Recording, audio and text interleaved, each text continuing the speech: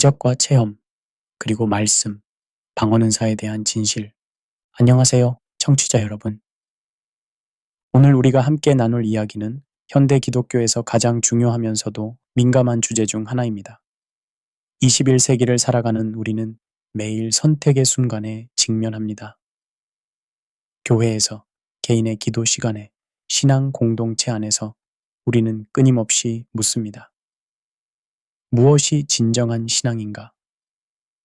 하나님은 어떤 방식으로 우리와 만나시는가?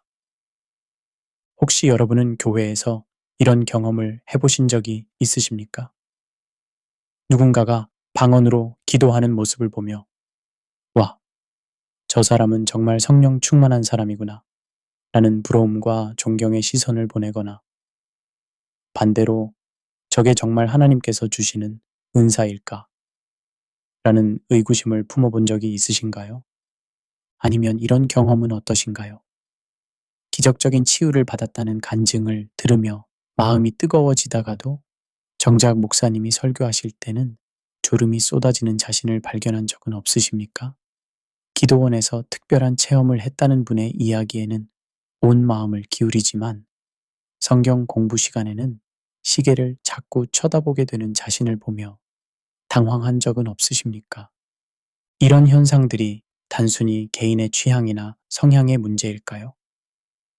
아니면 우리 인간 본성 깊숙한 곳에서 작동하는 더 근본적인 무언가가 있는 것일까요? 현대교회는 이런 딜레마의 한복판에 서 있습니다. 한편으로는 과학기술의 발달로 인해 모든 것을 합리적으로 설명하려는 세속문화의 압력을 받고 있고, 다른 한편으로는 건조한 지성주의에 만족하지 못하는 사람들의 영적 갈증을 마주하고 있습니다. 이런 상황에서 교회는 어떤 방향을 택해야 할까요? 마태복음 12장 39절에서 예수님은 이렇게 말씀하셨습니다. 이 악하고 음란한 세대가 표적을 구하나 선지자 요나의 표적밖에는 보여줄 표적이 없느니라.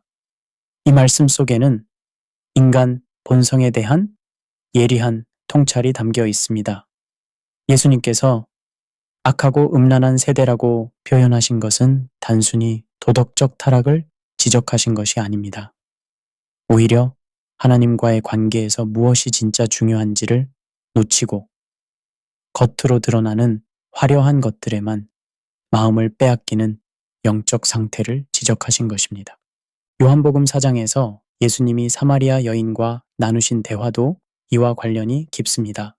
여인이 우리 조상들은 이 산에서 예배하였는데 당신들의 말은 예배할 곳이 예루살렘에 있다 하더이다 라고 물었을 때 예수님은 신령과 진정으로 예배할 때가 오나니 곧 이때라고 답하셨습니다.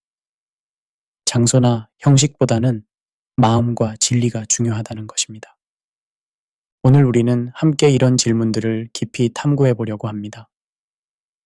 왜 많은 사람들이 하나님의 말씀보다 기적과 체험에 더 끌리게 되는가? 방언과 같은 은사들은 과연 성령의 역사인가? 아니면 신비주의의 도구에 불과한가? 진정한 영적 체험이란 무엇이며 어떻게 분별할 수 있는가? 성경적 영성을 위한 균형 잡힌 길은 무엇인가? 현대 교회가 직면한 신학적, 실천적 과제들은 무엇인가? 이 질문들은 단순한 호기심에서 나온 것이 아닙니다. 이것들은 우리 시대 기독교인들이 반드시 직면해야 할 실존적 질문들입니다. 우리의 신앙이 건전하고 성경적인 기반 위에 서 있는지, 아니면 감정이나 체험에만 의존하고 있는지를 점검해야 하는 시급한 과제입니다. 제1장 기적과 체험을 향한 인간의 원초적 갈망. 현실적으로 생각해 봅시다. 우리가 살아가는 이 세상은 참으로 힘든 곳입니다. 갑작스런 질병, 경제적 어려움, 인간관계의 갈등, 미래에 대한 불안, 죽음에 대한 두려움. 이런 문제들 앞에서 우리는 때로 깊은 무력감을 느낍니다. 프랑스의 실존주의 철학자 알베르 카미는 인간의 조건을 부조리라고 표현했습니다. 인간은 의미를 찾고자 하지만 우주는 침묵하고 있다는 것입니다. 이런 실존적 딜레마 앞에서 하나님이 기적으로 이 모든 것을 해결해 주신다면 얼마나 좋을까? 라는 생각이 드는 것은 너무나 자연스럽습니다. 현대의학의 아버지로 불리는 히포크라테스조차 자연은 치유하고 의사는 돕는다고 말했습니다. 의학이 아무리 발달해도 인간의 한계는 분명히 존재합니다. 치료할 수 없는 질병, 막을 수 없는 노화, 피할 수 없는 죽음. 이런 한계 상황에서 사람들은 자연스럽게 초자연적 해결책을 찾게 됩니다. 하지만 여기서 우리가 놓치는 것이 있습니다. 이런 갈망 자체는 잘못된 것이 아니지만 그 갈망이 어디로 향하는지가 중요합니다. 우리가 정말로 원하는 것은 하나님 그분 자신인가요? 아니면 하나님이 베풀어 주실 기적인가요? 이 질문은 우리의 신앙이 하나님 중심인지 아니면 자기 중심인지를 가늠하는 중요한 척도가 됩니다. 현대 사회는 과거와는 다른 독특한 상황에 처해 있습니다. 한편으로는 과학기술의 발달로 많은 것들이 합리적으로 설명되고 있고, 다른 한편으로는 여전히 설명되지 않는 영역들이 존재합니다. 이런 상황이 기적과 체험에 대한 갈망을 더욱 복잡하게 만들고 있습니다. 독일의 사회학자 막스 베버는 현대 사회의 특징을 탈주술화라고 표현했습니다. 과학적 합리주의가 발달하면서 세상에서 신비로운 것들이 사라져간다는 의미입니다. 하지만 역설적으로 이런 탈주술화가 진행될수록 사람들은 더욱 강하게 신비로운 것을 갈망하게 됩니다. 현대 소비 문화도 이런 갈망을 자극합니다. 광고는 끊임없이 즉각적인 만족을 약속합니다. 빠른 해결책, 간편한 방법, 즉석 효과. 이런 문화에 익숙해진 사람들은 신앙생활에서도 비슷한 것을 기대하게 됩니다. 오랜 시간의 말씀 묵상과 기도보다는 즉각적이고 극적인 체험을 원하게 되는 것입니다. 미국의 사회학자 크리스토퍼 레쉬는 나르시시즘의 문화에서 현대인들이 점점 더 자기 중심적이 되어간다고 분석했습니다. 이런 나르시시즘적 문화에서 종교도 개인의 필요를 채우는 수단으로 여겨지기 쉽습니다. 하나님을 섬기기보다는 하나님이 나를 섬기기를 원하는 것입니다. 하지만 성경은 인간의 이런 갈망을 어떻게 바라볼까요? 흥미롭게도 성경은 인간이 기적을 원하는 마음 자체를 정죄하지 않습니다. 오히려 그 갈망이 어디서 오는지, 그리고 어떤 방향으로 흘러가야 하는지를 명확하게 제시합니다. 전도서 3장 11절에는 이런 말씀이 있습니다. 하나님이 모든 것을 지으시되 때를 따라 아름답게 하셨고 또 사람들에게는 영원을 사모하는 마음을 주셨느니라. 그러나 하나님이 하시는 일의 시종을 사람으로 깨달을 수 없게 하셨도다. 여기서 영원을 사모하는 마음이라는 표현은 히브리어로 올람인데, 이는 단순히 시간적으로 긴 것을 의미하는 것이 아닙니다.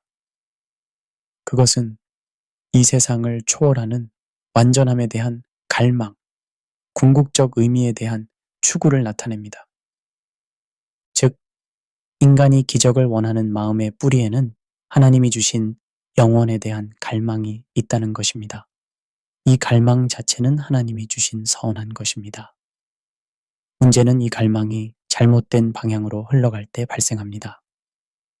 아우구스티누스는 고백록에서 주님께서 우리를 주님을 위하여 만드셨으므로 우리 마음이 주님 안에서 쉼을 얻기까지는 불안하나이다 라고 고백했습니다. 인간의 모든 갈망의 궁극적 목적지는 하나님 자신이라는 것입니다. 기적에 대한 갈망도 마찬가지입니다. 하나님을 영화롭게 하기 위한 갈망인지 아니면 나의 필요를 채우기 위한 갈망인지에 따라 그 성격이 완전히 달라집니다. 방언은 이런 갈망이 구체적으로 나타나는 대표적인 사례입니다. 사도행전 2장의 오순절 사건을 보면 제자들에게 성령이 임하시면서 각국의 방언으로 말하게 된 것을 각국에서 온 사람들이 자신의 모국어로 들었습니다. 사도행전 2장 6절에서 8절을 자세히 보면 이 소리가 나, 큰 무리가 모여 각각 자기의 방언으로 제자들이 말하는 것을 들음으로 소동하여 다 놀라 신기하게 여겨 이르되 보라, 이 말하는 사람들이 다 갈릴리 사람이 아니냐. 우리가 각각 우리의 난 곳 방언으로 듣게 되는 것이 어찌 됨이냐. 이는 분명히 기적적인 사건이었습니다. 하지만 그 목적이 무엇이었는지 주목해 봅시다. 11절에서 우리가 다 우리의 각 언어로 하나님의 큰 일을 말함을 듣는도다 라고 기록되어 있습니다. 방언의 목적은 하나님의 큰 일을 증거하는 것이었습니다. 또한 이 방언은 분명히 실제 언어였습니다. 각국에서 온 사람들이 자신의 모국어로 들었기 때문입니다. 이는 복음 전파를 위한 실용적 도구였습니다. 독일의 신학자 아돌프 하르낙은 이렇게 말했습니다. 초대교회의 방언은 복음 전파를 위한 실용적 도구였지 개인적 영성 체험을 위한 신비적 현상이 아니었다. 하지만 오늘날 많은 교회에서 일어나는 방언은 그때와는 다른 성격을 가지고 있습니다. 아무도 알아듣지 못하는 소리로 기도하는 현상이 주를 이룹니다. 이런 방언에 대해 사람들은 보통 두 가지 반응을 보입니다. 하나는 와, 저 사람은 정말 성령 충만한 사람이구나 라는 부러움과 존경의 시선이고 다른 하나는 저게 정말 하나님께서 주시는 은사일까? 라는 의구심입니다. 이런 반응들 자체가 우리 안에 있는 갈망의 복잡성을 보여줍니다. 놀랍게도 이런 형태의 방언은 20세기 초 미국에서 시작된 오순절 운동과 함께 본격적으로 등장했습니다. 1901년 캔자스의 토페카에서 찰스 팔햄이라는 목사가 시작한 성경학교에서였습니다. 즉, 교회 역사상 상당히 최근에 나타난 현상이라는 것입니다. 종교사회학자 막스 베버는 종교를 카리스마적 종교와 제도적 종교로 구분했습니다. 카리스마적 종교는 강력한 개인의 초자연적 능력에 의존하는 반면 제도적 종교는 체계적인 교리와 전통에 기반합니다. 베버는 카리스마적 종교가 사람들에게는 더 매력적이지만 지속 가능성과 안정성에서는 문제가 있다고 지적했습니다. 실제로 기적 중심의 신앙이 가져올 수 있는 문제들을 살펴보면 이런 것들이 있습니다. 첫째, 기적이 일어나지 않을 때 느끼는 좌절감과 하나님에 대한 원망입니다. 어떤 분은 간절히 기도했지만 치유를 받지 못했을 때 하나님이 나를 사랑하지 않으시나 보다 라고 생각하게 됩니다. 이는 하나님의 사랑을 기적의 유무로 판단하는 잘못된 관점에서 비롯됩니다. 욥기는 바로 이런 문제를 다룹니다. 욥의 친구들은 욥이 고난을 당하는 것을 보고 그가 죄를 지었기 때문이라고 단정했습니다. 하지만 하나님은 마지막에 욥의 친구들을 책망하시고 욥을 의롭다고 선언하셨습니다.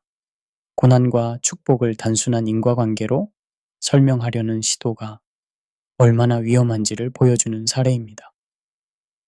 둘째, 기적을 경험한 사람과 그렇지 못한 사람 사이에 생기는 영적 계급의식입니다. 나는 방언의 은사를 받았는데 너는 왜 못 받니? 나는 환상을 봤는데 너는 왜 못 보니? 와 같은 생각들이 교회 공동체 안에 분열을 일으킵니다. 바울이 고린도전서에서 다룬 문제가 바로 이것이었습니다. 고린도 교회 성도들은 서로 다른 은사를 가지고 우열을 가리려 했습니다. 이에 대해 바울은 몸은 하나인데 많은 지체가 있고 몸의 지체가 많으나 한 몸임과 같이 그리스도도 그러하니라. 고 고린도전서 12장 12절에서 말하며 은사의 다양성과 상호 의존성을 강조했습니다. 셋째, 가짜 기적이나 조작된 체험에 속기 쉬워집니다. 기적에 대한 강한 갈망은 때로 판단력을 흐리게 만들어 명백히 조작된 것임에도 불구하고 믿고 싶어 하게 만듭니다. 역사적으로 많은 사이비, 종교나 이단들이 기적을 앞세워 사람들을 미혹했습니다. 예수님도 마태복음 24장 24절에서 거짓 그리스도들과 거짓 선지자들이 일어나 큰 표적과 기사를 보여 할 수만 있으면 택하신 자들도 미혹하리라고 경고하셨습니다. 넷째, 신앙의 중심이 하나님에서 기적으로 옮겨갑니다. 기적 자체가 목적이 되어버리고 기적을 주시는 하나님은 수단으로 전락하게 됩니다. 이는 본말이 전도된 것입니다. 그런데 재미있는 것은 우리가 일상생활에서는 오히려 체험보다 원리와 원칙을 더 신뢰한다는 점입니다. 예를 들어 자동차를 운전할 때 우리는 엔진이 어떻게 작동하는지 정확히 몰라도 교통법규라는 원칙을 따릅니다. 의사에게 진료를 받을 때도 의사가 특별한 초능력을 발휘하기를 기대하지 않고 의학적 지식과 원리에 따른 진단과 처방을 받습니다. 은행에서 돈을 맡길 때도 은행장의 개인적 체험이나 영적 능력을 보고 판단하지 않습니다. 은행의 신용도 정부의 보증, 법적 제도적 장치 등을 보고 판단합니다. 교육을 받을 때도 선생님이 신비한 체험을 했는지보다는 그분의 지식과 경험, 교육 능력을 중시합니다. 그런데 유독 신앙의 영역에서만은 원리와 원칙보다 체험을 더 갈망하게 됩니다. 왜 그럴까요? 아마도 신앙의 영역이 우리에게는 가장 불확실하고 추상적으로 느껴지기 때문일 것입니다. 하나님은 눈에 보이지 않고 천국도 경험해 본 적이 없고 영적인 세계는 손으로 만질 수도 없습니다. 그래서 우리는 이 불확실함을 확실한 체험으로 채우려고 합니다. 하지만 여기에 함정이 있습니다. 체험은 주관적이고 일시적이지만 하나님의 말씀은 객관적이고 영원합니다.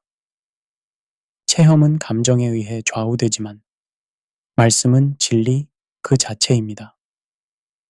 체험은 개인적이어서 나누기 어렵지만 말씀은 모든 사람이 함께 나눌 수 있습니다. 체험은 검증하기 어렵지만 말씀은 누구나 읽고 연구할 수 있습니다. 프랑스의 철학자 블레즈 파스칼은 마음에는 이성이 알지 못하는 이유들이 있다고 했습니다.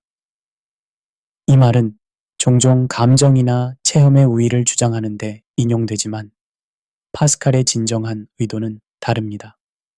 그는 하나님을 아는 지식이 단순히 이성적 논증만으로는 충분하지 않다는 점을 강조하면서도 동시에 하나님의 계시인 성경 말씀의 중요성을 결코 간과하지 않았습니다.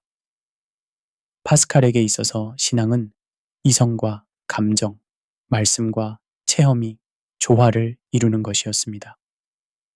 제2장 성경이 말하는 기적과 은사의 본질. 성경에서 말하는 기적이란 무엇일까요? 히브리어 구약 성경에서 기적을 나타내는 주요 단어들을 살펴보면 그 의미가 더 명확해집니다. 첫째, 오트는 표적을 의미합니다. 이는 하나님의 능력과 임재를 가리키는 표지판 같은 것입니다. 마치 도로 표지판이 목적지를 가리키듯이 기적도 하나님을 가리키는 표적인 것입니다. 둘째, 모페트는 이적을 의미하며 평상시에는 일어나지 않는 특별한 현상을 나타냅니다. 하지만 여기서 중요한 것은 이런 현상들이 단순한 마술이나 초자연적 쇼가 아니라는 점입니다. 셋째, 펠레는 기사를 의미하며 인간의 이해나 능력을 초월하는 하나님의 놀라운 행위를 나타냅니다. 이 세 단어가 종종 함께 사용되는 것을 보면 구약에서 기적은 단순히 신기한 현상이 아니라 하나님의 성품과 능력을 드러내는 계시적 사건이었음을 알 수 있습니다. 신약에서도 마찬가지입니다. 요한복음에서는 예수님의 기적을 세메이온이라고 부릅니다. 이 단어의 핵심은 가리킴에 있습니다. 기적 자체가 목적이 아니라 예수님이 누구이신지를 가리키는 표적이라는 것입니다. 성경신학자 게르하르드 폰 라드는 구약의 기적들을 분석하면서 흥미로운 패턴을 발견했습니다. 구약의 모든 기적들은 단독으로 일어나지 않고 항상 하나님의 구속사적 계획과 연결되어 있다는 것입니다. 출애굽 시대의 기적들. 출애굽의 10가지 재앙은 단순히 이스라엘 백성을 괴롭히는 애굽 사람들에 대한 복수가 아니었습니다. 출애굽기 7장 5절에서 하나님은 내가 내 손을 애굽에 더하여 큰 심판으로 내 군대 내 백성 이스라엘 자손을 애굽 땅에서 인도하여 낼 때에야 애굽 사람이 나를 여호와인 줄 알리라고 말씀하셨습니다. 각각의 재앙은 애굽의 특정 신들에 대한 도전이었습니다. 나일강을 피로 바꾼 것은 강이신 하피에 대한 도전이었고 개구리 재앙은 다산의 여신 헤케트에 대한, 햇빛을 차단한 것은 태양신 라에 대한 도전이었습니다. 이는 여호와 하나님이 애굽의 모든 신들보다 위대하시다는 것을 보여주는 계시의 수단이었습니다. 광야 시대의 기적들. 광야에서 일어난 만나와 메추라기, 반석에서 나온 물 등의 기적들도 단순히 백성들의 배고픔을 해결하기 위한 것이 아니었습니다. 신명기 8장 3절에서 모세는 사람이 떡으로만 사는 것이 아니요 여호와의 입에서 나오는 모든 말씀으로 사는 줄을 네가 알게 하려 하심이니라고 설명합니다. 물질적 필요를 채워주시는 기적을 통해 하나님의 말씀에 의존하는 삶을 가르치신 것입니다. 왕정시대의 기적들, 엘리야와 엘리사 시대의 기적들도 마찬가지입니다. 갈멜산에서의 불의 기적은 바알과 여호와 중 누가 참 하나님인지를 보여주는 결정적 사건이었습니다. 엘리사가 행한 수많은 기적들도 이스라엘 백성들로 하여금 하나님께로 돌아오게 하는 목적이 있었습니다. 신약의 경우는 더욱 명확합니다. 요한복음에서는 예수님의 기적을 표적, 즉 세메이온이라고 부릅니다. 표적이라는 것은 그 자체가 목적이 아니라 무언가를 가리키는 것입니다. 도로 표지판을 생각해 보십시오. 우리가 목적지에 도착하면 표지판은 더 이상 중요하지 않습니다. 마찬가지로 예수님의 기적들도 예수님이 누구이신지를 가리키는 표적이었습니다. 요한복음 20장 30절과 31절에서 요한은 이렇게 기록합니다. 예수께서 제자들 앞에서 이 책에 기록되지 아니한 다른 표적도 많이 행하셨으나 오직 이것을 기록함은 너희로 예수께서 하나님의 아들 그리스도이심을 믿게 하려 함이요 또 너희로 믿고 그의 이름을 힘입어 생명을 얻게 하려 함이니라. 예수님께서 기적에 대해 어떤 태도를 보이셨는지 살펴보면 매우 흥미롭습니다. 마태복음 4장의 시험 이야기를 보면 사탄은 예수님께 3가지 시험을 합니다. 첫 번째 시험, 돌을 떡이 되게 하라. 네가 하나님의 아들이거든 이 돌들로 떡덩이가 되게 하라. 이는 예수님의 능력을 자신의 필요를 위해 사용하라는 유혹이었습니다. 두 번째 시험, 성전에서 뛰어내리라. 사탄은 예수님을 성전 꼭대기에 세우고 네가 하나님의 아들이거든 뛰어내리라고 말합니다. 그러면서 시편 91편을 인용하여 천사들이 너를 받들어 발이 돌에 부딪히지 않게 하리라고 합니다. 이는 매우 교묘한 시험이었습니다. 사탄은 성경 말씀까지 인용하면서 기적을 행하라고 부추겼습니다. 만약 예수님이 그렇게 하셨다면 성전에 있던 많은 사람들이 예수님을 메시아로 인정했을 것입니다. 얼마나 화려하고 극적인 메시아 선포가 되었을까요? 하지만 예수님의 반응은 단호했습니다. 기록되었으되 주 너의 하나님을 시험하지 말라 하였느니라. 예수님은 화려한 기적보다 하나님의 말씀을 선택하셨습니다. 세 번째 시험, 세상 권세를 주겠다. 사탄은 세상 모든 나라의 영광을 보여주며 만일 내게 엎드려 경배하면 이 모든 것을 내게 주리라고 했습니다. 이에 대해서도 예수님은 사탄아 물러가라 기록되었으되 주 너의 하나님께 경배하고 다만 그를 섬기라 하였느니라고 답하셨습니다. 이런 태도는 예수님의 공생의 전체를 통해 일관되게 나타납니다. 예수님은 기적을 행하신 후에도 그것을 자랑하거나 광고하지 않으셨습니다.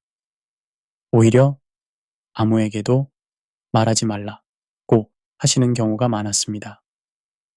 메시아의 비밀. 신학자들은 이를 메시아의 비밀이라고 부릅니다. 왜 예수님은 자신의 기적을 숨기려 하셨을까요? 독일의 신약학자 빌헬름 브레데는 이에 대해 깊이 연구했습니다. 그의 결론은 예수님이 사람들이 기적 자체에 매몰되어 정작 중요한 것을 놓치는 것을 원하지 않으셨기 때문이라는 것입니다. 요한복음 6장에서 오병이어의 기적 후에 사람들이 예수님을 왕으로 삼으려 했을 때 예수님은 산으로 피해 가셨습니다. 그리고 이후에 생명의 떡 담론을 통해 사람들의 관심을 기적에서 말씀으로 돌리려 하셨습니다. 사도행전을 보면 초대교회에는 분명히 놀라운 기적들이 많이 일어났습니다. 베드로의 그림자만 지나가도 병이 나았고 바울의 손수건을 가져다 대기만 해도 치유가 일어났습니다. 그렇다면 초대교회는 기적 중심의 공동체였을까요? 사도행전 2장 42절을 보면 그렇지 않습니다. 그들이 사도의 가르침을 받아 서로 교제하고 떡을 떼며 오로지 기도하기를 힘쓰니라. 여기서 첫 번째로 언급되는 것은 사도의 가르침, 즉 말씀입니다. 기적은 분명히 일어났지만 교회 공동체의 중심은 말씀이었습니다. 사도행전 6장의 7집사 선택 사건도 주목할 만합니다. 과부들의 구제 문제로 다툼이 일어났을 때 사도들은 우리가 하나님의 말씀을 제쳐놓고 접대를 일삼는 것이 마땅하지 아니하니 형제들아 너희 가운데서 성령과 지혜가 충만하여 칭찬받는 사람 7을 택하라. 우리가 이 일을 그들에게 맡기고 우리는 오로지 기도하는 일과 말씀 사역에 힘쓰리라고 말했습니다. 사도들에게 가장 중요한 것은 기도하는 일과 말씀 사역이었습니다. 물론 구제 사역도 중요했지만 우선순위는 분명했습니다. 바울의 경우도 마찬가지입니다. 고린도전서 2장 4절에서 이렇게 고백합니다. 내 말과 내 전도함이 지혜에 권하는 말로 하지 아니하고 다만 성령의 나타나심과 능력으로 하여. 언뜻 보면 바울이 능력과 기적을 강조하는 것 같지만 그 다음 구절을 보면 그 의도를 알 수 있습니다. 너희 믿음이 사람의 지혜에 있지 아니하고 다만 하나님의 능력에 있게 하려 함이라. 바울이 말하는 하나님의 능력은 화려한 기적만을 의미하지 않습니다.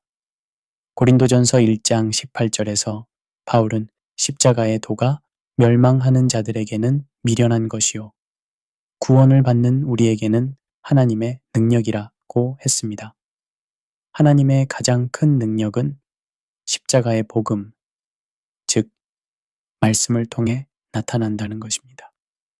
방언에 대해 성경에서 가장 자세히 다루고 있는 곳은 고린도전서 12장에서 14장입니다. 고린도 교회는 다양한 문제들로 어려움을 겪고 있었는데 그 중 하나가 바로 영적 은사, 특히 방언을 둘러싼 혼란이었습니다. 고린도 교회의 상황, 고린도는 당시 로마 제국의 중요한 상업 도시였습니다. 다양한 민족과 종교가 섞여 있었고 헬라의 지혜 전통과 동방의 신비 종교들이 공존했습니다. 이런 문화적 배경 속에서 설립된 고린도 교회는 많은 복잡한 문제들을 안고 있었습니다. 어떤 사람들은 방언을 자랑하며 다른 은사들을 무시했고 또 어떤 사람들은 방언이 없다고 해서 영적 열등감에 시달렸습니다. 심지어 공예배 시간에도 질서 없이 여러 사람이 동시에 방언으로 기도하여 혼란을 일으키는 경우도 있었던 것 같습니다. 이런 상황에서 바울은 무엇보다 먼저 은사의 다양성을 강조했습니다. 고린도전서 12장 4절부터 6절을 보면 은사는 여러 가지나 성령은 같고 직분은 여러 가지나 주는 같고 역사는 여러 가지나 모든 것을 모든 사람 가운데서 역사하시는 하나님은 같으니. 그리고 바울은 몸의 비유를 사용해서 이를 더 자세히 설명합니다. 몸은 하나인데 많은 지체가 있고 몸의 지체가 많으나 한 몸임과 같이 그리스도도 그러하니라. 눈이 손에게 나는 너를 쓸 데가 없다고 할 수 없고 또한 머리가 발에게 나는 너를 쓸 데가 없다고 할 수 없다는 것입니다. 그리고 12장 30절에서 아주 명확하게 묻습니다. 다 방언을 말하겠느냐? 이 질문의 의도는 분명합니다. 답은 아니요입니다. 모든 사람이 방언을 말할 필요도 없고 말할 수도 없다는 뜻입니다. 고린도전서 13장은 흔히 사랑장으로 불리지만 이 장이 놓인 맥락을 보면 은사에 관한 논의의 중심부에 있습니다. 바울은 12장에서 은사의 다양성을 말한 후 13장에서 더욱 좋은 길을 제시합니다. 내가 사람의 방언과 천사의 말을 할지라도 사랑이 없으면 소리나는 구리와 울리는 꽹과리가 되고 고린도전서 13장 1절.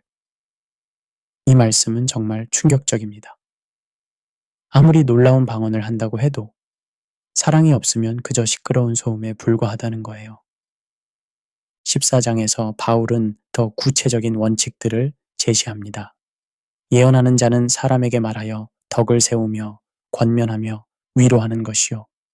방언을 말하는 자는 자기의 덕을 세우고 예언하는 자는 교회의 덕을 세우나니. 고린도전서 14장 3절과 4절. 여기서 핵심은 교회의 덕을 세우는 것입니다. 개인의 만족이나 자랑이 아니라 공동체 전체의 유익을 생각해야 한다는 것입니다. 바울은 공예배에서의 방언 사용에 대해서는 매우 엄격한 규칙을 제시합니다. 14장 27절과 28절을 보면 만일 누가 방언으로 말하거든 두 사람이나 많아야 세 사람이 차례를 따라하고 한 사람이 통역할 것이요. 만일 통역하는 자가 없으면 교회에서는 잠잠하고 자기와 하나님께 말할 것이니라. 여기서 핵심은 통역입니다. 공예배에서 방언이 사용될 때는 반드시 통역이 있어야 한다는 것입니다. 왜일까요? 14장 5절에서 바울은 만일 방언을 말하는 자가 통역하여 교회의 덕을 세우지 아니하면 예언하는 자만 못하니라 고 말합니다. 또한 하나님은 무질서의 하나님이 아니시오 오직 화평의 하나님이시니라 고 하면서 모든 것을 적당하게 하고 질서 있게 하라고 33절과 40절에서 명령합니다. 여기서 흥미로운 질문이 하나 떠오릅니다. 사도행전의 방언과 고린도서의 방언이 같은 것일까요? 이에 대해 신학자들은 크게 두 가지 견해를 가지고 있습니다. 첫 번째 견해, 본질적으로 같다. 이 견해를 지지하는 학자들은 두 경우 모두 실제 언어의 은사라고 봅니다. 다만 사도행전 2장에서는 그 언어를 아는 사람들이 현장에 있어서 바로 이해할 수 있었지만 고린도 교회에서는 그 언어를 아는 사람이 없어서 통역의 은사가 필요했다는 해석입니다. 이 견해를 지지하는 대표적인 학자는 웨인 그루뎀입니다. 그는 방언이 실제 언어이지만 그것이 지상의 언어인지 천상의 언어인지는 경우에 따라 다를 수 있다고 봅니다. 두 번째 견해, 본질적으로 다르다. 이 견해를 지지하는 학자들은 사도행전의 방언은 선교를 위한 실제 언어의 은사였고 고린도서의 방언은 개인적 기도를 위한 영적 언어라고 해석합니다. 이 견해를 지지하는 대표적인 학자는 존 메가더입니다. 그는 사도행전의 방언은 사도시대에만 주어진 특별한 표적 은사였고 고린도서에서 언급된 방언은 그와는 다른 성격의 것이라고 봅니다. 존 스토트의 균형 잡힌 관점 개혁주의 신학자 존 스토트는 이렇게 말했습니다. 중요한 것은 방언의 형태가 아니라 그 목적과 열매입니다. 방언이 교회의 덕을 세우고 하나님께 영광을 돌리는가가 핵심입니다. 이는 매우 지혜로운 접근이라고 생각됩니다. 방언의 정확한 형태나 성격을 규명하는 것보다는 성경이 제시하는 원칙들에 따라 그것을 사용하는 것이 더 중요합니다. 고린도전서 13장 8절에서 바울은 매우 중요한 선언을 합니다. 사랑은 언제까지나 떨어지지 아니하되 예언도 패하고 방언도 그치고 지식도 패하리라. 바울은 영적 은사들, 심지어 예언과 방언과 같은 초자연적 은사들도 언젠가는 그칠 것이라고 말합니다. 그런데 왜 이런 은사들이 그칠까요? 13장 9절에서 12절에 그 답이 있습니다. 우리는 부분적으로 알고 부분적으로 예언하니 온전한 것이 올 때에는 부분적으로 하던 것이 패하리라. 그때에는 얼굴과 얼굴을 대하여 볼 것이요. 지금은 내가 부분적으로 아나 그때에는 주께서 나를 아신 것 같이 내가 온전히 알리라. 즉, 기적과 은사들은 우리가 부분적으로만 알고 있는 이 시대에 필요한 것들이고 완전한 것이 올 때는 부분적인 것들은 패하게 된다는 것입니다. 이는 기적이나 은사들이 본질적으로 일시적이고 과도기적 성격을 가지고 있음을 보여줍니다. 반면에 하나님의 말씀은 어떨까요? 이사야 40장 8절은 이렇게 선포합니다. 풀은 마르고 꽃은 시드나 우리 하나님의 말씀은 영원히 서리라. 베드로전서 1장 25절도 이 말씀을 인용하면서 오직 주의 말씀은 세세토록 있나니 너희에게 전한 복음이 곧 이 말씀이니라 고 합니다. 예수님도 마태복음 24장 35절에서 천지는 없어질지언정 내 말은 없어지지 아니하리라 고 선언하셨습니다. 이것은 기적이 무가치하다는 뜻이 아닙니다. 기적은 하나님이 주시는 선한 선물입니다. 하지만 기적은 수단이지 목적이 아니라는 것입니다. 기적은 일시적이지만 말씀은 영원하다는 것입니다. 기적은 특정한 상황에서 특정한 목적을 위해 주어지지만 말씀은 모든 시대, 모든 상황에서 유효한 하나님의 진리입니다. 제3장 현대교회의 체험 중심 신앙 현상 분석 20세기 초 미국에서 시작된 오순절 운동은 기독교 역사에 큰 변화를 가져왔습니다. 이 운동을 이해하기 위해서는 당시의 역사적, 사회적 배경을 살펴볼 필요가 있습니다. 19세기 말 미국의 사회적 변화, 19세기 말 미국 사회는 급격한 변화를 겪고 있었습니다. 남북전쟁 이후 산업화가 급속히 진행되었고 농업사회에서 산업사회로의 전환이 이루어졌습니다. 대규모 이민으로 인한 인구 증가와 도시화, 철도의 발달로 인한 교통혁명, 그리고 다윈의 진화론과 같은 과학적 도전들이 사람들의 세계관을 뒤흔들었습니다. 전통교회의 한계. 이런 상황에서 전통적인 교회들은 많은 사람들에게 너무 형식적이고 지적으로만 느껴졌습니다. 장로교와 감리교 등 주류 교단들은 체계적인 신학과 질서 있는 예배를 강조했지만 급변하는 사회 속에서 소외감을 느끼던 사람들에게는 생동감이 부족해 보였습니다. 홀리니스 운동의 영향. 오순절 운동의 직접적인 뿌리는 19세기 홀리니스 운동에서 찾을 수 있습니다. 이 운동은 개인의 성결과 하나님과의 직접적 체험을 강조했습니다. 찰스 피니, 피비 팔머 등의 지도자들은 두 번째 축복이나 성령 세례를 통한 완전 성결을 가르쳤습니다. 찰스 파렘과 토페카 성경학교. 1901년 캔자스의 토페카에서 찰스 파렘이 운영하는 베델 성경학교에서 현대적 의미의 오순절 운동이 시작되었습니다. 파렘은 학생들에게 성령 세례의 성경적 증거가 무엇인지 연구하게 했고, 학생들은 방언이라는 결론에 도달했습니다. 1901년 1월 1일 학생 중 한 명인 아그네스 오즈먼이 방언을 말하기 시작했고, 이것이 현대 오순절 운동의 출발점으로 여겨집니다. 아주사 스트리트 부흥. 파렘의 제자 중 한 명인 윌리엄 시무어는 1906년 로스앤젤레스의 아주사 스트리트 312번지에서 부흥 집회를 시작했습니다. 이 집회는 3년간 계속되었고 전 세계에서 사람들이 몰려와 방언, 신유, 환상 등의 체험을 했습니다.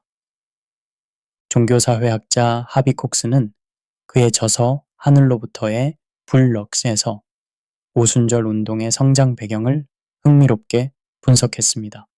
그는 산업화와 도시화로 인해 소외감을 느끼던 사람들이 직접적이고 감정적인 종교 체험을 갈망했다고 봅니다. 특히 가난한 계층, 흑인, 여성들에게 이 운동이 크게 어필했다는 점을 지적합니다. 전 세계적 확산. 아주사 스트리트에서 체험한 사람들이 각자의 고향으로 돌아가면서 오순절 운동은 전 세계로 확산되었습니다.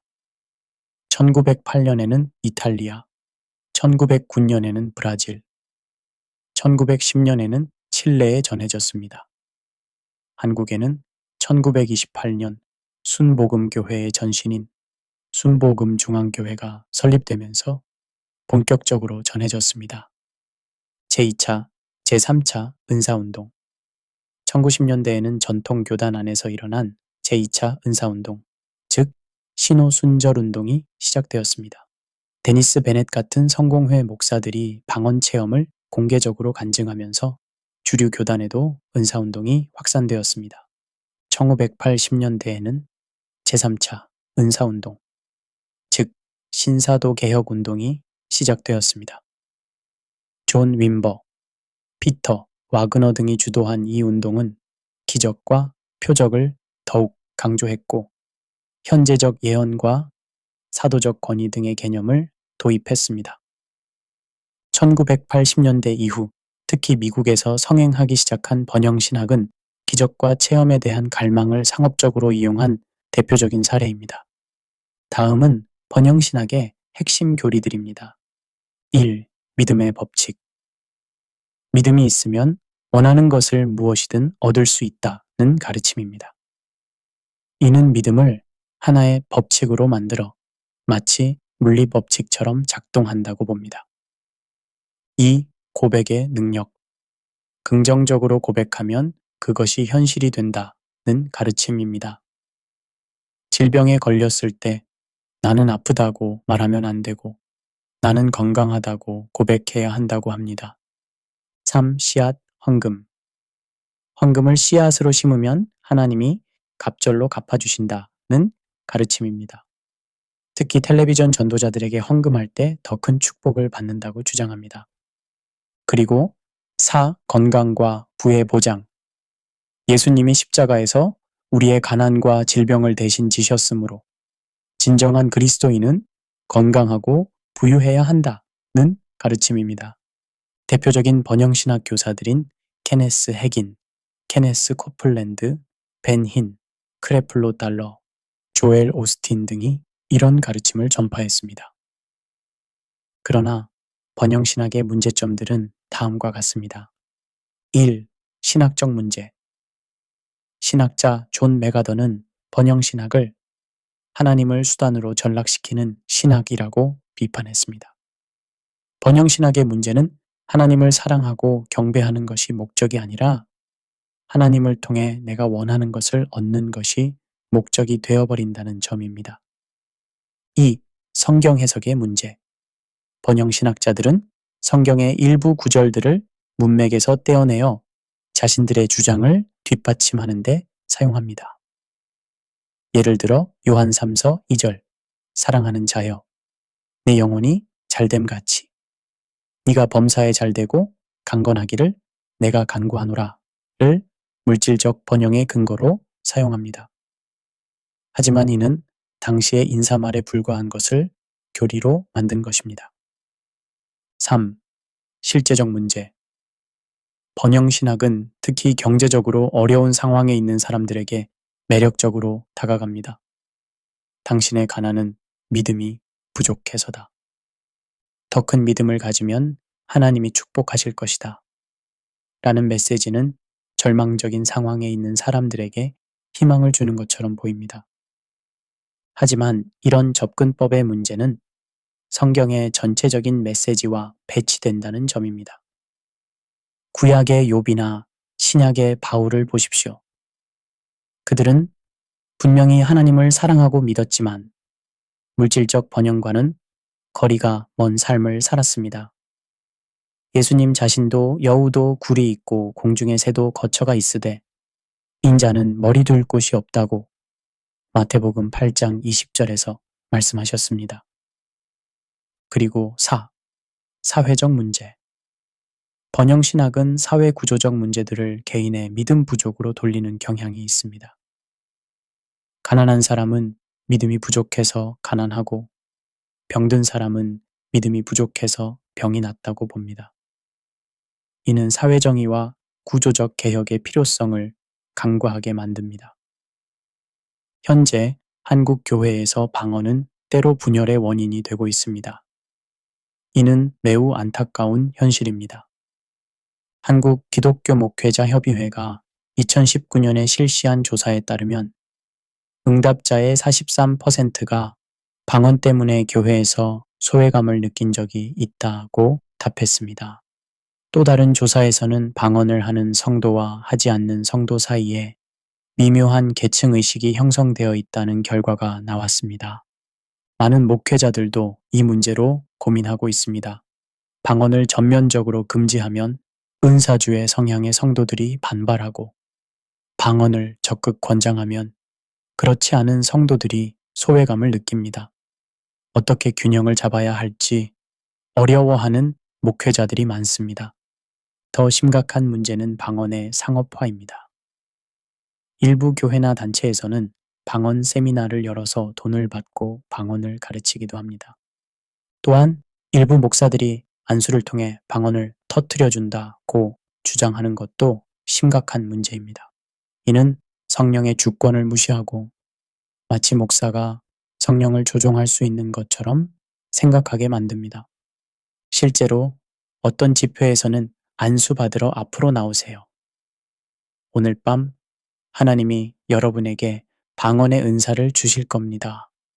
라고 말하며 사람들을 불러내기도 합니다. 그리고 안수를 받은 사람들이 갑자기 알 수 없는 소리를 내기 시작합니다. 하지만 이런 현상을 자세히 관찰해보면 강한 집단 압력과 암시, 그리고 기대 심리가 복합적으로 작용한 결과일 가능성이 높습니다. 현대사회에서 기적이 왜곡되는 또 다른 이유는 미디어의 영향입니다. 프랑스의 철학자 장 보드리아르는 시뮬라크르와 시뮬라시옹에서 현대사회가 실제보다는 이미지에 의해 지배받는다고 분석했습니다.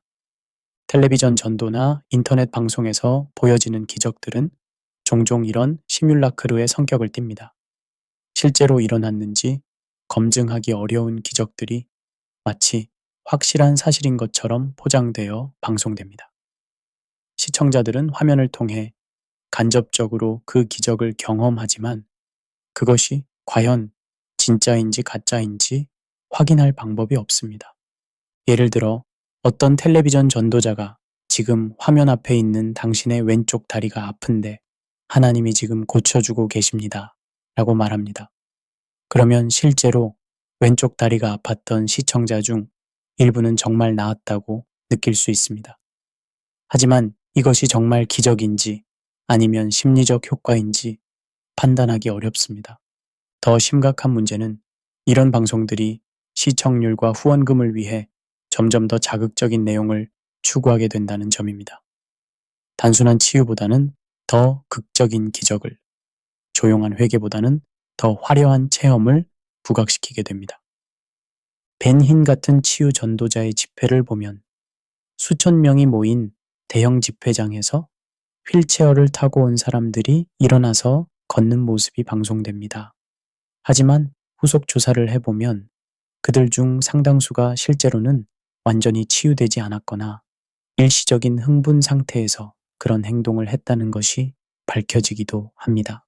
미국의 언론학자 닐 포스트만은 즐거운 나라에서 죽어가는 것에서 텔레비전이 모든 것을 오락으로 바꾸어 버린다고 경고했습니다.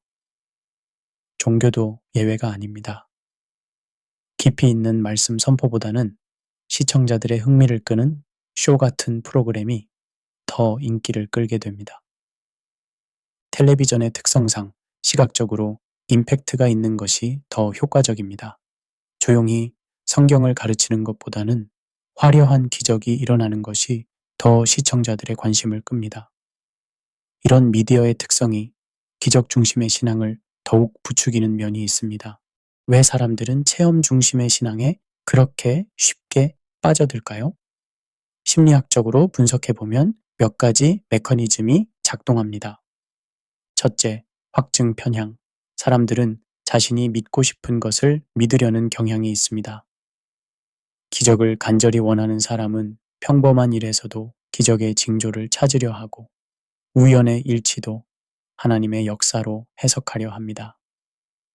예를 들어 어떤 사람이 질병으로 고생하다가 기도 후에 호전되었다고 합시다. 의학적으로는 자연치유나 치료 효과로 설명할 수 있는 경우라도 그 사람은 기적으로 해석하고 싶어 합니다. 그리고 일단 그렇게 해석하고 나면 그 해석을 뒷받침하는 증거들만 눈에 들어오게 됩니다. 둘째, 집단 압력. 솔로몬 애쉬의 동조 실험에서 보듯이 사람들은 집단 안에서 다른 사람들과 다르게 행동하기를 매우 어려워합니다. 교회에서 대부분의 사람들이 열광적으로 반응하고 있을 때 혼자만 냉정하게 있기는 쉽지 않습니다. 특히 방언의 경우 모든 사람이 방언으로 기도하는 분위기에서 혼자만 일반적인 기도를 하기는 매우 어색합니다.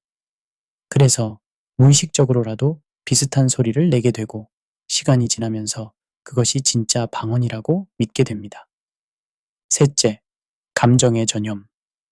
구스타프 르 봉기, 군중심리에서 분석한 바와 같이 집단 상황에서는 개인의 감정이 쉽게 전염됩니다. 한 사람이 울기 시작하면 다른 사람들도 따라 울게 되고 한 사람이 흥분하면 전체가 흥분하게 됩니다. 대형 집회에서 한두 명이 방언을 하기 시작하면 그 분위기가 전체로 퍼져나갑니다. 강한 조명과 음악, 그리고 집회 인도자의 열정적인 인도가 더해지면 평소에는 경험하지 못하는 강한 감정적 상태에 들어가게 됩니다. 넷째, 인지 부조화. 런 페스팅거가 제시한 이 개념은 사람들이 자신의 믿음과 모순되는 경험을 할 때 느끼는 불편함을 설명합니다. 이 불편함을 해소하기 위해 사람들은 종종 현실을 왜곡해서 해석합니다. 예를 들어 기적을 간절히 기대했지만 일어나지 않았을 때 내 믿음이 부족했다. 하나님의 때가 아니었다. 더 큰 계획이 있으실 것이다. 등의 방식으로 해석해서 인지 부조화를 해소하려 합니다. 그리고 다섯째, 통제감의 욕구. 인간은 본능적으로 자신의 삶을 통제하고 싶어 합니다. 하지만 실제로는 통제할 수 없는 것들이 너무 많습니다. 질병, 사고, 경제적 어려움 등은 개인의 의지로 완전히 통제하기 어렵습니다. 이런 상황에서 기도하면 기적이 일어난다. 믿음이 있으면 무엇이든 할 수 있다. 는 메시지는 통제감을 회복시켜 줍니다. 비록 환상일지라도 내가 어떤 능력을 가지고 있다는 느낌을 주기 때문입니다. 이런 심리적 메커니즘들이 작동할 때 사람들은 자신이 정말로 영적인 체험을 하고 있다고 믿게 됩니다.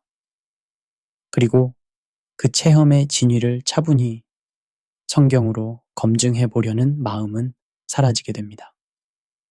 하지만 여기서 우리가 조심해야 할 것은 체험 중심 신앙의 문제점을 지적한다고 해서 성령의 역사 자체를 부정해서는 안 된다는 점입니다.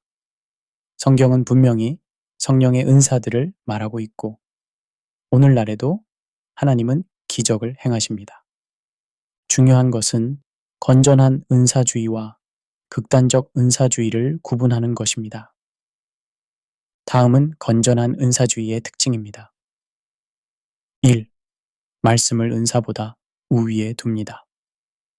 어떤 은사든 성경의 교훈에 어긋나면 받아들이지 않습니다. 모든 영적 체험은 성경의 검증을 받아야 한다고 봅니다. 2. 은사는 교회 전체의 덕을 세우는 데 사용됩니다. 개인의 만족이나 자랑을 위한 것이 아니라 공동체의 성장과 하나님께 영광을 돌리는 데 목적이 있습니다. 3. 은사를 받지 못한 사람들을 차별하지 않습니다. 은사의 유무가 신앙의 수준을 결정한다고 보지 않으며 모든 성도를 동등하게 대합니다. 4. 성경적 신학과 균형을 이룹니다. 체험을 중시하되 교리적 기초를 소홀히 하지 않습니다. 그리고 5. 겸손과 사랑의 자세를 잃지 않습니다. 은사를 받았다고 해서 교만해지지 않고 오히려 더욱 겸손하게 섬깁니다. 그러나 극단적 은사주의의 특징은 다음과 같습니다. 1. 체험을 말씀보다 우위에 둡니다. 하나님이 직접 말씀하셨다며 성경보다 개인의 체험을 더 중시합니다. 2. 은사를 개인의 자랑거리로 여깁니다. 방언이나 예언 등의 은사를 과시하며 자신의 영성을 드러내는 수단으로 사용합니다. 3. 은사의 유무로 신앙의 수준을 판단합니다. 방언이 없으면 성령 충만하지 않다고 보며 은사에 따라 영적 계급을 나눕니다. 4. 성경적 검증 없이 모든 현상을 받아들입니다. 성령의 역사라는 이름으로 비성경적인 현상들도 무비판적으로 수용합니다. 그리고 5. 교만과 분열을 조장합니다. 자신들만이 특별한 계시를 받았다고 여기며 다른 교회나 성도들을 무시합니다. 우리에게 필요한 것은 은사 자체를 거부하는 것이 아니라 성경적인 기준으로 은사를 분별하는 지혜입니다. 고린도전서 14장 1절에서 바울이 사랑을 추구하며 신령한 것들을 사모하되 특별히 예언을 하려고 하라고 말한 것처럼 우리도 성령의 은사를 사모할 수 있습니다. 하지만 그것이 성경의 원칙 안에서 사랑의 정신으로 이루어져야 합니다. 제4장 진정한 영적 체험이란 무엇인가? 많은 사람들이 영적 체험이라고 하면 환상을 본다거나 방언을 말한다거나 신유를 받는다거나 하는 것들을 떠올립니다.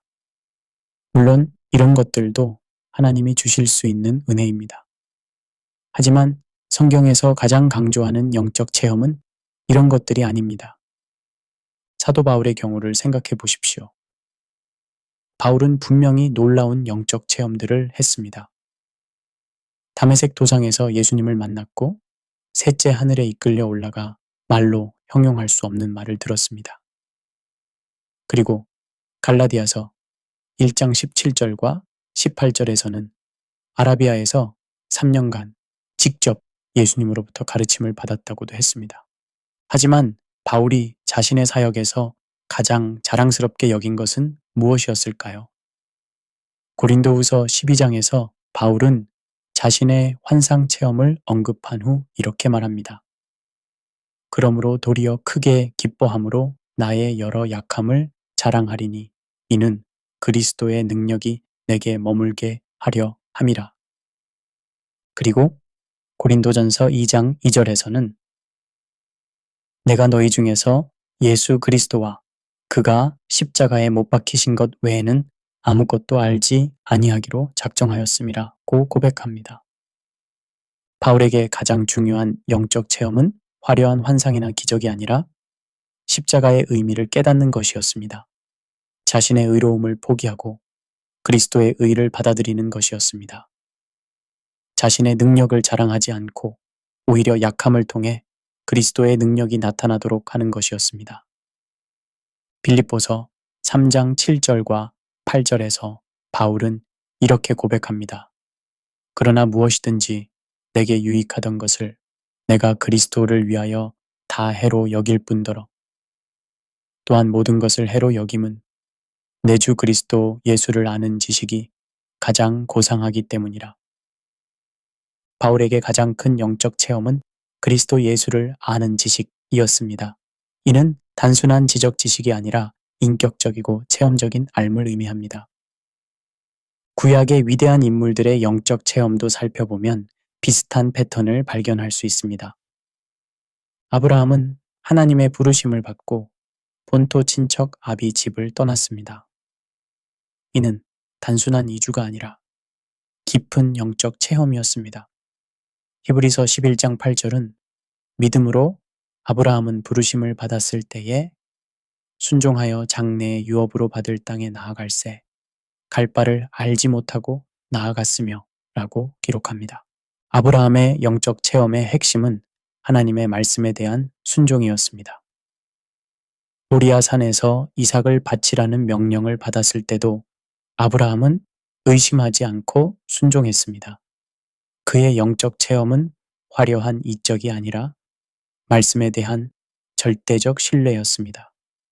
모세는 떨기나무 불꽃 가운데서 하나님을 만났습니다. 하지만 그 체험의 핵심은 불꽃 자체가 아니라 하나님의 음성을 듣는 것이었습니다. 모세의 평생에 걸친 영적 체험도 마찬가지였습니다. 출애굽기 33장 11절은 사람이 자기의 친구와 이야기함 같이 여호와께서는 모세와 대면하여 말씀하시며 라고 기록합니다. 모세의 영적 체험의 핵심은 하나님과의 직접적인 대화, 즉 말씀을 듣는 것이었습니다. 다윗의 시편들을 보면 그의 영적 체험이 어떤 것이었는지 알 수 있습니다. 시편 119편 105절에서는 주의 말씀은 내 발의 등이요 내 길의 빛이니이다 라고 했으며 시편 19편 7절과 8절에서는 여호와의 율법은 완전하여 영혼을 소성시키며 여호와의 증거는 확실하여 우둔한 자를 지혜롭게 하며 여호와의 교훈은 정직하여 마음을 기쁘게 하고 여호와의 계명은 순결하여 눈을 밝게 하도다 라고 했습니다. 다윗에게 가장 큰 영적 체험은 하나님의 말씀을 통해 하나님을 알아가는 것이었습니다. 진정한 영적 체험의 핵심은 하나님의 말씀을 통해 마음이 변화되는 것입니다. 이는 일회적인 사건이 아니라 지속적인 과정입니다. 통합 결론. 말씀 위에 세워진 건전한 영성을 향하여 우리의 긴 여정을 마무리하면서 한 가지 확신을 가지게 됩니다.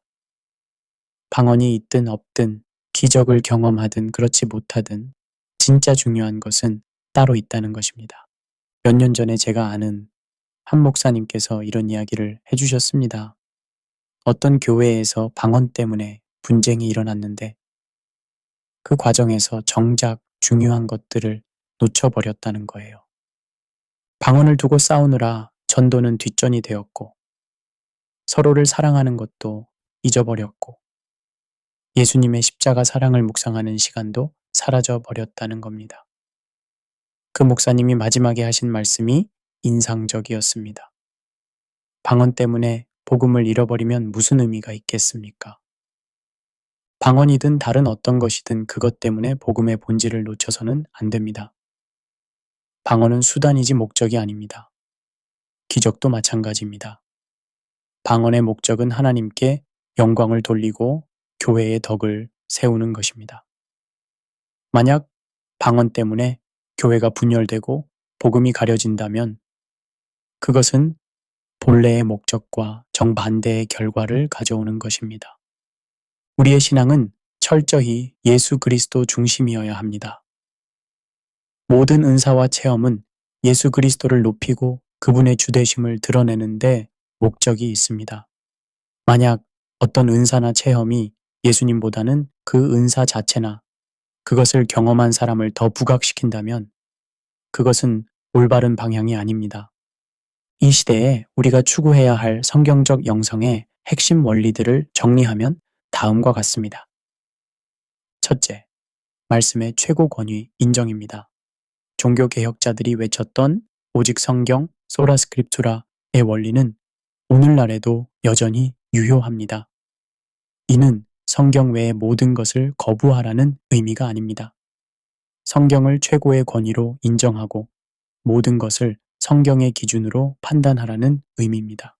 특히 현대와 같이 다양한 영적 체험과 가르침들이 넘쳐나는 시대에 성경의 권위는 더욱 중요합니다. 어떤 체험이나 계시도 성경의 기준을 벗어날 수 없습니다. 둘째, 균형 잡힌 분별력. 모든 체험을 무조건 거부하지도 무조건 수용하지도 않는 지혜가 필요합니다. 하나님의 주권과 성령의 자유를 인정하되 동시에 성경의 기준으로 분별하는 것입니다. 이는 쉽지 않은 일입니다. 때로는 모든 것을 거부하는 것이 더 안전해 보일 수 있고 때로는 모든 것을 받아들이는 것이 더 영적해 보일 수 있습니다. 하지만 성경은 우리에게 분별하라고 명령합니다. 셋째, 공동체의 덕을 세우는 정신. 모든 은사와 체험은 개인의 만족을 위한 것이 아니라 교회 공동체의 덕을 세우기 위한 것입니다. 내가 받은 은사나 체험이 다른 사람들에게 유익이 되는지, 공동체의 화합에 도움이 되는지를 항상 고려해야 합니다. 넷째, 겸손과 사랑의 자세. 어떤 은사를 받았든, 어떤 체험을 했든, 그것은 자랑의 대상이 아니라 더욱 겸손하게 섬기는 기회입니다. 은사를 받은 자는 받지 못한 자를 무시해서는 안 되고, 받지 못한 자는 받은 자를 시기해서는 안 됩니다. 다섯째, 전도와 선교 중심. 모든 은사와 체험의 궁극적 목적은 복음 전파와 하나님 나라 확장에 있습니다. 사도행전 1장 8절에서 예수님은 성령의 능력을 받는 목적이 땅 끝까지 이르러 내 증인이 되는 것이라고 말씀하셨습니다. 개인의 영적 만족이나 교회의 내적 성장도 중요하지만 이것들이 복음 전파라는 궁극적 목적을 대체해서는 안 됩니다. 우리가 이 연구를 통해 발견한 것은 인간이 기적과 체험을 갈망하는 마음 자체는 하나님이 주신 선한 것이라는 점입니다. 그러나 문제는 이 갈망이 잘못된 방향으로 흘러갈 때 발생합니다. 하나님 자신보다는 하나님이 주시는 선물에 더 관심을 갖게 되고 말씀을 통한 깊은 교제보다는 즉각적이고 감각적인 체험을 더 추구하게 됩니다. C.S. 루이스는 순전한 기독교에서 하나님은 우리가 그분의 선물들보다 그분 자신을 더 사랑하기를 원하신다고 말했습니다. 이는 선물들이 나쁘다는 의미가 아니라 선물을 주시는 분이 더 소중하다는 의미입니다. 우리에게 필요한 것은 이 갈망을 올바른 방향으로 인도하는 것입니다. 기적과 체험을 통해서도 하나님을 만날 수 있지만 가장 확실하고 지속적인 방법은 하나님의 말씀을 통해서입니다. 하나님의 말씀을 사랑하고 그 말씀에 순종하며 그 말씀을 통해 하나님과 깊은 교제를 나누는 것. 이것이야말로 가장 복된 신앙생활입니다. 사랑하는 여러분, 우리의 긴 여행이 끝나갑니다. 오늘 우리가 함께 나눈 이야기들을 통해 한 가지 분명해진 것이 있다면 그것은 하나님의 말씀이 우리 신앙의 반석이라는 사실입니다. 시편 119편 103절의 고백으로 우리의 이야기를 마무리하겠습니다. 주의 말씀의 맛이 내게 어찌 그리 단지요 내 입에 꿀보다 더 달도소이다. 이 고백이 우리 모두의 고백이 되기를 바랍니다. 하나님의 말씀이 꿀보다 더 달게 느껴질 때 우리는 더 이상 다른 자극적인 것들을 갈망하지 않게 될 것입니다. 말씀 자체가 우리에게는 가장 큰 기적이요. 가장 놀라운 체험이 될 것입니다. 그리고 그때 우리는 깨닫게 될 것입니다. 우리가 그토록 찾아 헤매던 것이 사실은 우리에게 이미 주어져 있었다는 것을, 하나님의 말씀 안에 이미 모든 보화가 숨겨져 있었다는 것을, 그 말씀을 통해 우리는 매일 하나님을 새롭게 만날 수 있다는 것을 말입니다. 이제 우리 모두 말씀 중심의 삶으로 돌아가십시오.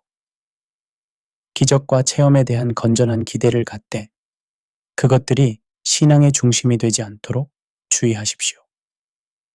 방언이든 다른 어떤 은사든 그것들을 통해 하나님께 영광을 돌리고 교회의 덕을 세우는 도구로 사용하십시오. 극단을 피하십시오. 모든 체험을 무조건 거부하지도 말고 모든 체험을 무비판적으로 받아들이지도 마십시오. 성경의 기준으로 분별하는 지혜를 기르십시오. 무엇보다 사랑을 잊지 마십시오. 아무리 놀라운 은사가 있어도 사랑이 없으면 소용없다고 바울은 말했습니다. 은사를 받은 자는 받지 못한 자를 무시하지 말고 받지 못한 자는 받은 자를 시기하지 마십시오. 무엇보다 하나님의 말씀을 사랑하고 그 말씀에 순종하는 삶을 살아가십시오. 그 삶 속에서 참된 기적과 진정한 체험을 누리시기 바랍니다. 기억하십시오. 이 땅에서의 모든 은사와 체험은 부분적이고 일시적입니다. 하지만 하나님의 말씀은 영원합니다. 그리고 언젠가 우리가 주님을 얼굴과 얼굴로 볼 때 모든 부분적인 것들은 완전한 것으로 대체될 것입니다. 그날까지 우리는 믿음과 소망과 사랑으로 살아가되 그 중에 제일은 사랑임을 잊지 맙시다. 그리고 그 사랑을 하나님의 말씀을 통해 배우고 일상의 순종을 통해 실천해 나갑시다. 하나님의 은혜와 평강이 여러분과 함께 하시기를 축원합니다. 여러분의 신앙 여정에 이 긴 탐구가 작은 도움이 되었기를 바라며 모든 분들이 말씀 안에서 참된 평안과 기쁨을 누리시기를 기도합니다.